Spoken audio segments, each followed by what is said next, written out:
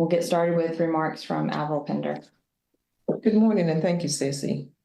We understand that many people in our community are hurting right now. Beginning at 2 p.m. today, we will begin distributions for food and water. We will announce those locations at 12 today while we make those final preparations. 1 day supply of water and food will be available to households. The sites are designed to drive through, but walk-ups will be accommodated. Site locations will be open at 2 and stay open until supplies last. We'll confirm those sites again at 12. We are planning to continue site operations in the coming days with expanded hours and available supplies. We are aware that many in our community cannot make it to the distribution sites, and we're working to develop a mobile distribution plan. Okay. Moving on to shelters. Shelters are at capacity, and we are working to stand up an additional location. We want to clarify that those shelters only provide overnight lodging, food, and water. FEMA is not at these locations. This is basic necessities only. We have many people who want to contribute to the Helene response. If you have donations, equipment, or have questions about specific needs, please email helenedonations@buncombecounty.org. If you want to volunteer, please email helenevolunteers@buncombecounty.org. It is important that we coordinate donations to better meet the need of our communities most affected by Helene. We also know that cellular service is key to easing the hearts of our loved ones. We are pleased to share, as a provisional solution, the City of Asheville has partnered with Verizon to establish a temporary satellite cell tower in the parking lot of 35 Woodfin Street. This tower will offer the opportunity for limited cellular reception within several blocks of the city where it is parked. We also know there's a question about going door to door in places like Asheville Housing Authority. Yesterday, we got confirmation that our community paramedics have been distributing bottles of water to residents in those areas to help fill needs ahead of a large-scale distribution. I know we have a lot of people tuning in nationally to these briefings. We love our community, who love our community like we do. We know you want to help, but please do not come here. We do not have water and we do not have power across the county, most of the county. The roads are still incredibly dangerous, and we simply cannot accommodate people. If you want to support financially, email helenedonations@buncombecounty.org. If you're local, you can email helenevolunteers@buncombecounty.org. Thank you. Thank you. And with that, we will ask Drew to speak, please. Yep. I'm Drew Reisinger, the Buncombe County Register of Deeds. My office has been taking on a unique task of standing up a family assistance center at the Register of Deeds office. We're assisting with locating loved ones of people from outside the community or even inside the community who can't find their loved ones. So we've had 11,000 requests from people who are trying to get in touch with their loved ones. With cell phone reception being spotty at best, most people just can't get in touch with their family. And so that's why we were trying to create a list of people who need to have a wellness check. We've narrowed down that list to 150 priority households, people who need medical help, people who are elderly or insulin or medically dependent. And so those are the doors we're trying to knock on. These are lower risk doors. We're trying to alleviate some of the needs from EMS and the search crews. So these are lower risk door knocks. But our goal is to try and get more volunteers to help knock on doors of people who might need it. Because gas is an issue, today we've got, and because this is Asheville, we've got a bike brigade going out, which is kind of cute, biking out to houses to knock on doors of people who need help. So that's what we're working on right now. There's electricity and Wi-Fi at the Register of Deeds office. And if you would like to volunteer, come stop by between 10 a.m. and 5 p.m. Monday through Friday. Thanks. Great. Thank you, Drew. Sheriff Miller? Thank you. First, I'd like to send my condolences to Macon County Sheriff's Office. We lost a deputy in the storm response. Next, I want to let people know we have additional deputies from other counties to include the Sheriff Bobby Kimbrough from Forsyth County. Here, not coming, but they're here already to support our local efforts. Our guys here have been working hard, nonstop since the start of this storm, both in the community and in the detention center. We also have additional support from the SBI to help with the recovery of our loved ones who we've lost from this storm. Today, we can confirm 35 losses of life in Buncombe County. Devastation does not even begin to describe how we feel, but my teams will be continuing to help in recovery. We are also supporting wellness checks on individuals, and we appreciate the work that the Register of Deeds is doing to support people connected with their loved ones. I'd just like to add also, I want to add, please do not provide misinformation to our staff, as this is delaying our response. So again, I just ask that you continue to help us as we move forward in this tragedy. And we again ask for your help.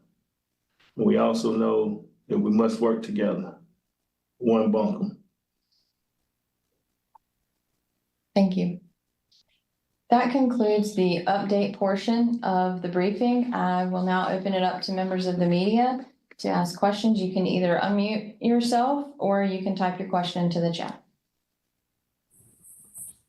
I see you, Gracie. I have a question. Yeah, thanks. How are you prioritizing these? Can you hear me okay? Sorry. How are you prioritizing certain people, certain areas maybe that don't have the ability to get to distribution sites? So you're going to be reaching them with those? Yes, we're working on a mobile deployment team that can get to those places that cannot get out. We know that some residents don't have transportation and can't get to the sites. So we're working on a mobile team that can go out and help get water to those residents, yes.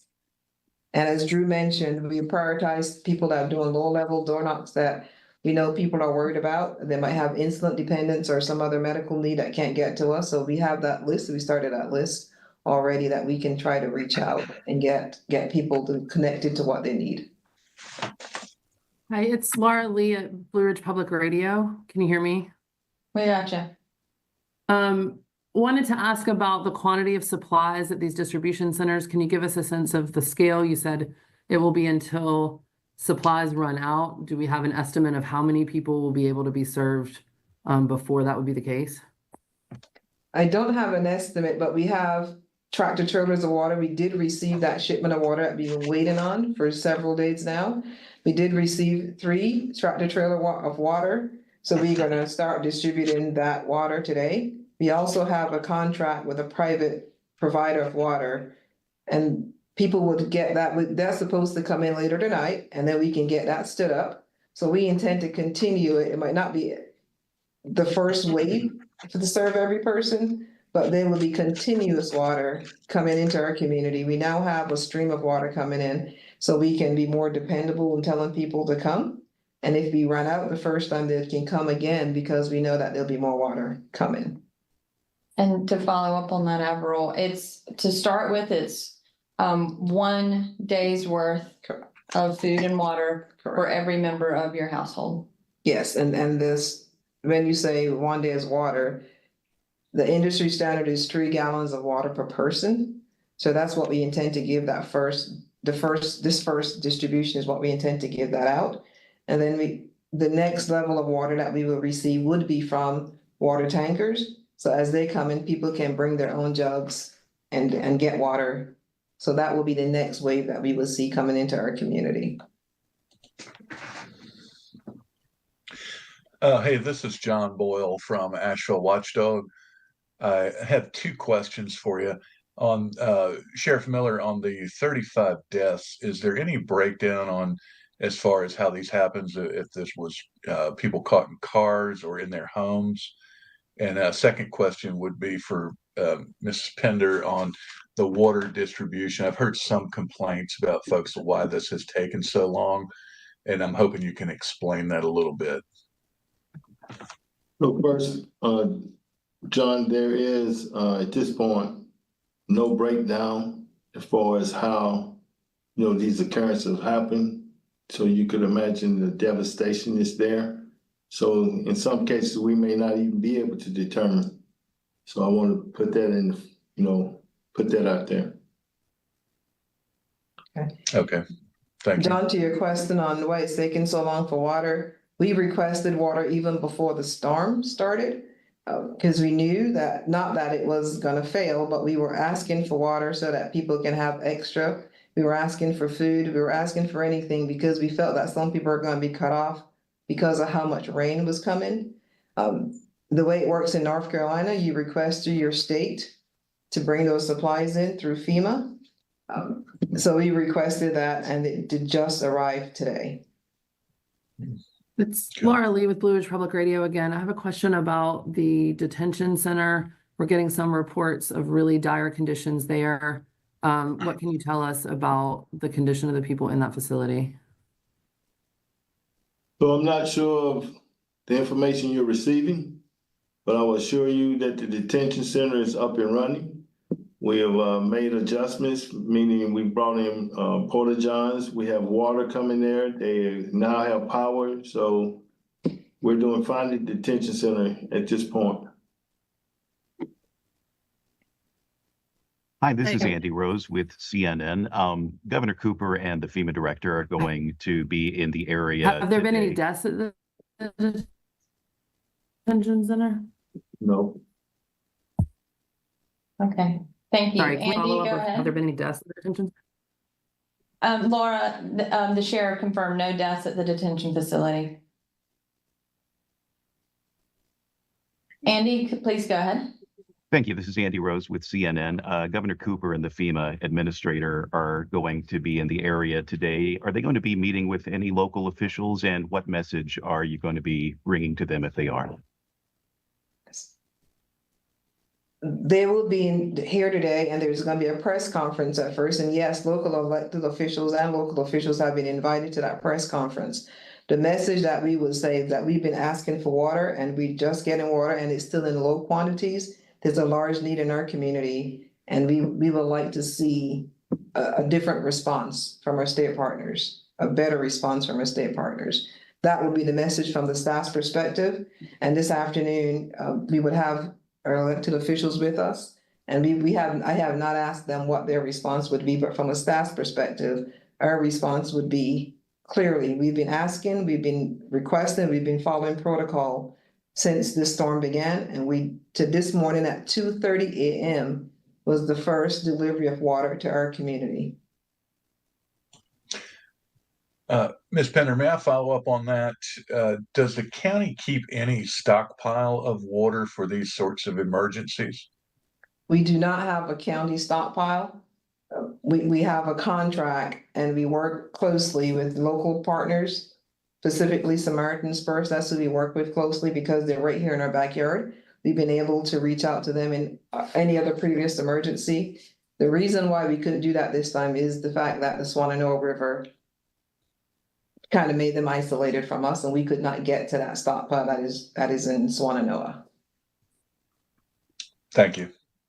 These distribution sites that are planning to be announced at 12 o'clock, how are you announcing those and how are you letting people know who don't have power and don't have service about the distribution sites? Can you give us any idea about where they'll be in the county? We are planning to have one in every quarter of the county, so it'll be 4 around the county. And we would try to use you guys as our media partners to get that message out. Plus, we've been using hand radio extensively, and we'll be using our hand radio to get the message out as well. We are also planning for, some other print signage options as well to help people who are in the area for that visual. It's Laura again. Could you talk about the capacity of the shelters, where they are, and if we're reaching capacity, what the alternative options might be? Yes, we are reaching capacity at the existing shelters, the Ag Center and the AV Tech Conference Center. Those two are reaching capacity. Well, the Ag Center has its capacity, we have some more space at AV Tech. The third, we're working to be on Hendersonville Road, is we were working to stand up our third site at the moment. Hey, this is Will Hoffman from the Asheville Citizen Times. I have two questions. The first one, just piggybacking off of Laura Lee, is about the emergency shelters. Do shelters have consistent power right now? Any kind of way of communicating for people who maybe are, going to these shelters? And then my second question is just about the communities that might have been heavily impacted by the floods. Are these deaths concentrated in any areas in the county, any specific communities? And I was wondering if anybody could expand about where those communities are and if any outreach efforts have made it that way. I've heard that tangentially through a resident in Swananoa that FEMA had made their way there, but I don't know if that was FEMA or just, somebody talking to me. I can answer the question around the shelter and I'll let Sheriff Miller respond on the deaths. The shelters do have backup generators and backup generators. So they do have consistent power at those sites. Yes. Exactly. What was your question? The second part of your question, Will, was, the question for the sheriff, are the deaths concentrated in any particular area of the county, correct? Yeah, communities. I'd like to know the communities. Yeah. This time we can't say any particular community. This is again very devastating. And again, I must say that efforts are coming from everywhere. We're getting it all across the county. No specific community, has identified as having more than the other at this point. Question in the chat here. Are there any plans to set up portable toilets and making non-potable water available? Yes. We were first working on drinking water. We're also looking at contracting for non-potable water. And we're working with suppliers to set up some, with FEMA specifically, to get some porta potties or porta johns, I think they're called, in our community. So we are working with FEMA to get that. And as someone mentioned earlier, the FEMA administrator will be in town today. And we're reaching out to, we also know that there's going to be a Region 4 FEMA person coming to our EOC today as well. And so we're trying to get those faces to put work done and not just go through a computer system. Hopefully we can talk face to face and get some more resources in our community much faster. Ms. Pender, if I can ask one more follow-up on the water. Did you hear anything from the state as to why the delay was so long? I believe there were 25 counties impacted in this storm. And what they're telling us is that they have to have resources for all 25 counties. And Asheville will be a distribution site, and they would use Asheville's airport to get all 25 counties served. So they're trying to manage expectations. And this is the message that we heard, is they're managing expectations to make sure they can serve all 25 counties that were impacted. And with isolated areas or people that are cut off, are there plans in place, and how would you get water to those folks? Helicopter, or what are the plans?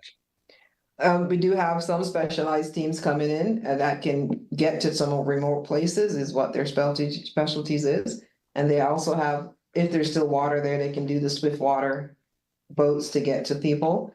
But that's their specialty, is to get into remote places that they can help us deliver water. So we're utilizing our partners in that way.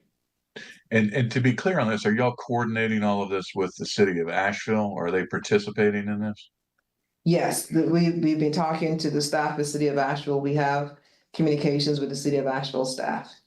And I believe that the city plans to announce some additional distribution sites at some point. Yes, and the city will be joining us on this briefing in the evening briefing at 4 p.m. Thank you. Can we get a few more details about the Governor Cooper visit today?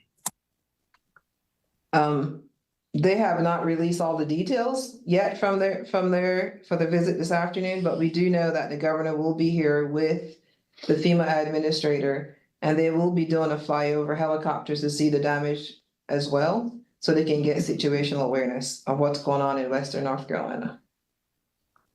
It's Laura again at BPR. What happened at the Harris Center that was open as a shelter and then closed pretty quickly thereafter?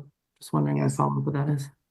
Right, the city did help us to shelter some folks that first day, but they're using the Harris site for first responders, some place that they can be centrally located and they can be deployed more quickly. So that's why we moved the residents and the evacuees to a different shelter so that we can have a large space, because they bring a lot of equipment with them that they can help assist us. So we were using that as a place for first responders that came from out of town to help. Okay, and there's some discussion among people who are looking at the projected very long timeline about water and wondering if they are better off just leaving town. Are there plans for potential evacuation or suggested evacuation if these conditions and the temporary measures, become insufficient or remain insufficient? We have not made plans to evacuate other people, but we would take that note, and as we talk with our partners, with our city partners as well, we can start to, what would that look like and where would people go? So we would need to think through that and talk to our partners to come up with an answer on that. Sheriff Miller, I've heard, and this is probably in the rumor department, but have heard some rumors or talk about possible looting or shots fired at places. Is any of that accurate? To some degree, the answer to your question about looting is yes. This is why we've asked for additional law enforcement. Not only the city has additional folks that have come, to my understanding, but I can tell you from the county perspective, we have over 100 deputies now that will be here if they're not already here. And so we will be addressing the looting, and we also will address any other issues that may arise. Have there been any home invasions or residences broken into? I haven't heard of any home invasions. I was told that people were trying to get supplies, i.e. water, and there was some confrontations at the gas lines that we could expect. So again, some of these items and issues we plan on to address here shortly. Thank you.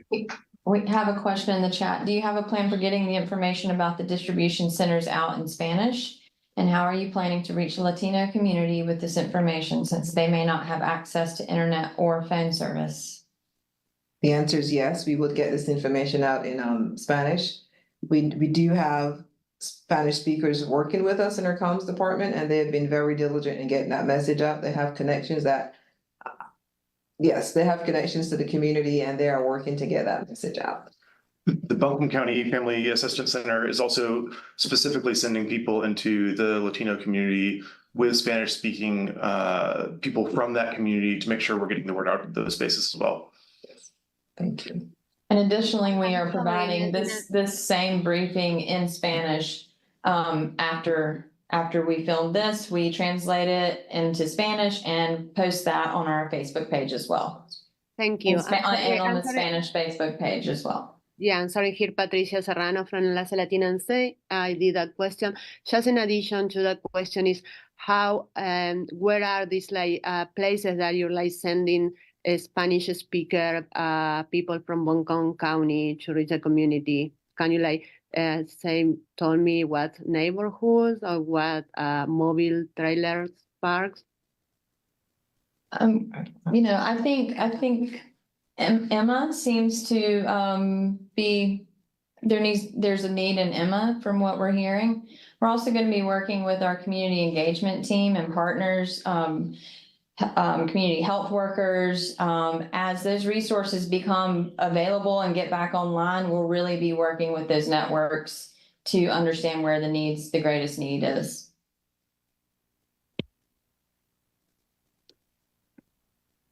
Laura Lee again at BPR. Can you talk about at these distribution centers, what preparations you've made in terms of Security lines, I would expect pretty massive crowds given the conditions.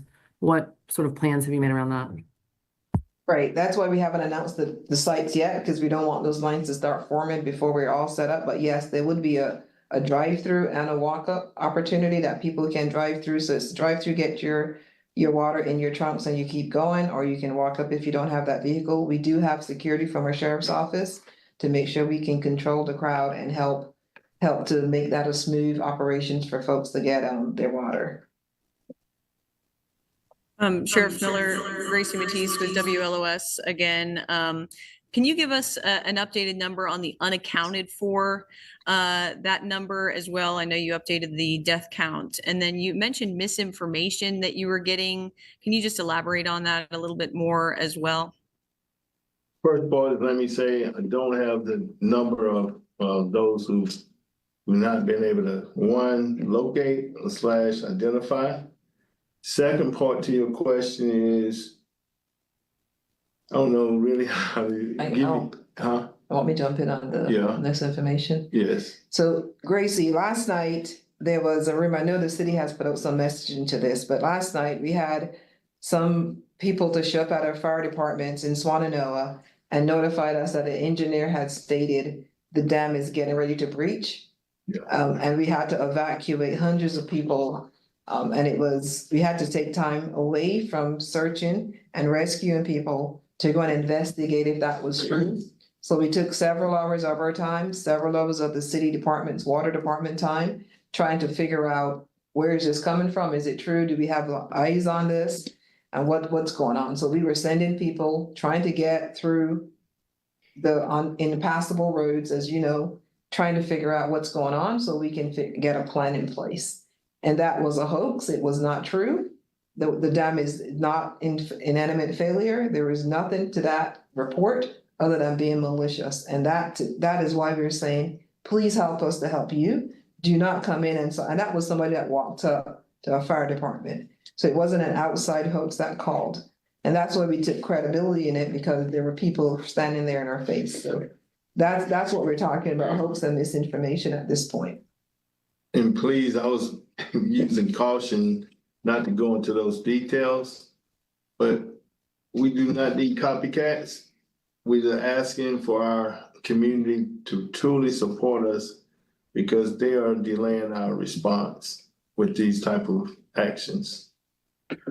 One thing that could be helpful is if folks have told Buncombe County through the Assistance Center that someone is missing or that they're trying to locate them, if they could email or register at buncombecounty.org and say that they have spoken with a family member, that will help us reduce the number of people we're trying to find who are in this category of not being able to reach out to their family.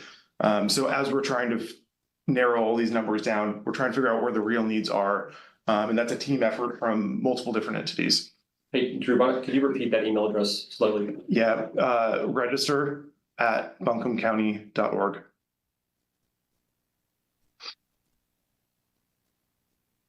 Here's a question in the chat. Can you talk more about Asheville Airport being used as a distribution site? How long has that been happening, and are other communities getting water before Buncombe? The first flight, I believe, came in, today's Monday, yesterday. The first flight came in yesterday. My days are running together, I apologize. And the C-150, or one of those big, came in, and it did have tractor trailers of water, but it was for the western region. And when it came to Buncombe County, we assumed it was for Buncombe County, but yes, it was deployed out to other communities in western North Carolina. Okay. I don't see any additional questions in the chat. Are there additional questions from members of the media? Yeah, it's Laura again. Wondering about provisions for people with babies. I'm thinking diapers, formula, things of that nature. Are distribution centers going to have that, or are those available somewhere else? We have been asking for donations, and we have received some donations for babies. And yes, if you do have a baby and you need help, you can let us know that when you come to get water or anything, and we would assist you in getting some diapers. We've asked for more supplies on formula. We don't have any formula yet. We do have diapers for right now. So we are asking for babies specifically, what we can do to help our new mothers. Sheriff Miller, one quick follow-up on looting, because I want to be responsible in the reporting. Is the number of these incidences, is it 2 or 3, 10? Could you give me an idea of how widespread it's been? John, I really don't have an exact number for you, but when we follow up at hopefully at 4, we should be able to provide those numbers for you. And so right now I would tell you it's been 3 or 4, but don't hold me to that because I want to give you exact numbers. I don't like giving you approximates. I prefer to give you what our totals are that we can, support or substantiate. That's fine. I just want to make sure we don't want to say something like widespread. It doesn't sound like it's widespread. No, sir. Thank you. Okay, thank you. And I would say my last question is, how is the prioritization of the rescue efforts going? How do you all say we're going to go to this community first and down the line? I can do some of that for you. So as you know, we divided the county into zones. And so we'll be approaching this, at the same time. We're not prioritizing one above the other, but we're going to be doing this, as we research at the same time. So I wouldn't say one ahead of another. I would tell you that our efforts are joint and that we're doing it throughout the county. Ms. Penner, last question for you. And not to dwell on this delay in water, but Asheville is the population center of Western North Carolina. I imagine this has got to be very frustrating for you because we don't have water. I mean, a lot of the places don't. Have they offered any other further explanation of why Asheville was not at the top of the list for water? No, sir, they have not. And you're right. This is extremely frustrating. Thank you. Can I ask about medical facilities, healthcare facilities, people that are in need of those things? Do we have any update on hospitals in the area or other health facilities and also long-term nursing care facilities? I'll be on the call at 4. The hospital will be on the call. Potentially. We have been trying to coordinate with the hospital to be on the call at 4:00. We don't have confirmation on that yet, but hopefully we can get those answers for you specifically to that. I will tell you that we have reached out to those nursing facilities and most of them have, no, I haven't met any that does not have a backup generator. They all have a backup generator so far. And he's been working with them to make sure they can stay in their facility by trying to get diesel fuel to them. So we have prioritized keeping them safe where they are, including the VA hospital. So those have been on our list and we've been trying to make sure that they have the diesel they need to keep their generators going to keep those residents in place. And I'm sorry, one last question about roads. Do you have an update on any kind of interstate openings, or is that for another agency? Highway Patrol. It's Highway Patrol, but they have told us I-26 is now fully open. I don't have an update on where we are with the 40 landslide. And my last question would be, since 26 is open, are y'all encouraging private relief organizations to bring water in? Yes, sir. Emphatically so. Thank you. Okay, not seeing any other questions in the chat. Well, let's wrap this briefing up and we will be back at 4 p.m. today. We anticipate having representatives from the city of Asheville joining us at the 4 p.m. briefing. That will be broadcast through our Facebook at buncombe.gov or at buncombe.gov on Facebook, excuse me. Thanks, everyone. You have been listening as officials in Buncombe County have given their morning update on the response there.